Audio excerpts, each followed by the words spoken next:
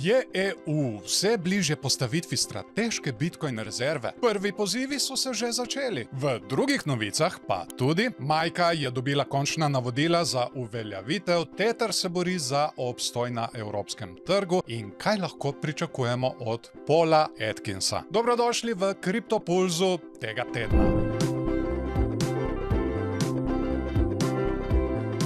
Evropska poslanka Sara Knafo je pozvala Evropsko unijo k vzpostavitvi strateške bitcoin rezerve in zavrnitvi uvedbe digitalnega evra, ki ga razvija Evropska centralna banka. Knafo je v svojem govoru v Evropskem parlamentu opozorila na nevarnosti totalitarnih teženj ECB in poudarila prednosti decentraliziranega sistema bitcoina. Kot primer je navedla Salvador, ki je bitcoin že sprejel kot uradno valuto in izrazila nezadovoljstvo nad prekomerno regulacijo kriptovalut v Evropi. Digitalni evro, ki je še vedno v fazi raziskav, naj bi doživel odločitev o uvedbi leta 2025, a kritiki, kot je Knafo, opozarjajo na možne zlorabe in pomanjkanje zasebnosti. Kaj si vi mislite o bitcoin rezervi in o CBDC-jih? Kar komentirajte spodaj. Evropski organ za vrednostne papirje je izdal končna navodila za uveljavitev regulative Majka, ki ureja trg kriptovalut v Evropski uniji. Čeprav so pravila začela veljati junija 2024, nekatere države članice, Belgija, Italija in Poljska, še vedno poročajo o težavah zaradi nejasnih določb. ESMA je v svojem poročilu naslovila 12 ključnih izzivov, predvsem o tem,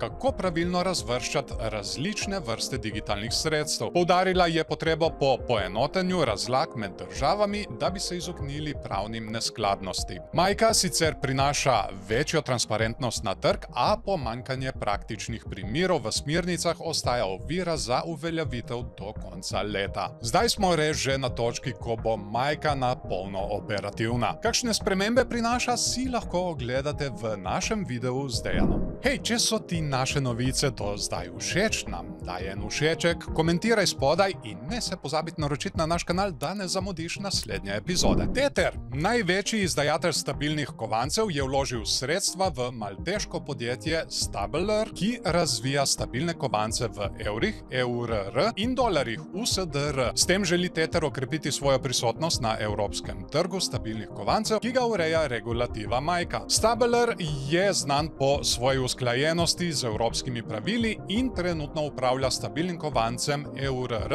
vrednim približno 3,4 milijona evrov. Podpora Tetherja bo omogočila širšo uporabo teh kovancev na platformah, kot sta Ethereum in Solana. To potezo mnogi vidijo kot odgovor na nedavne izzive, vključno z odstranitvijo Tetherjevih kovancev strani Coinbase in suspenzom njihovega evrskega stabilnega kovanca EURT. Moram reči, iznajdljivo iz strani Tetra. Donald Trump je imenoval Paula Atkinsa za novega predsednika Ameriške komisije za vrednostne papirje, to je SEC. Atkins, ki je znan po svoji naklonjenosti kriptovalutam, bo zamenjal Garyja Genslerja, ki je bil zaradi agresivnih ukrepov proti kriptoindustriji tarča ostrih kritik. Pod Atkinsonovim vodstvom se pričakuje več jasnosti glede regulacije kriptovalut in manj regulacije z izvrševanjem. Analitiki menijo, da bo Atkins spodbujal dialog med SEC-om in industrijo ter podpiral inovacije, hkrati pa ohranjal zaščito potrošnikov. Ključne spremembe bi lahko vključevale jasna pravila za staking produkte, stabilne kovance in tokenizirana sredstva, kar bi pripomoglo k večji preglednosti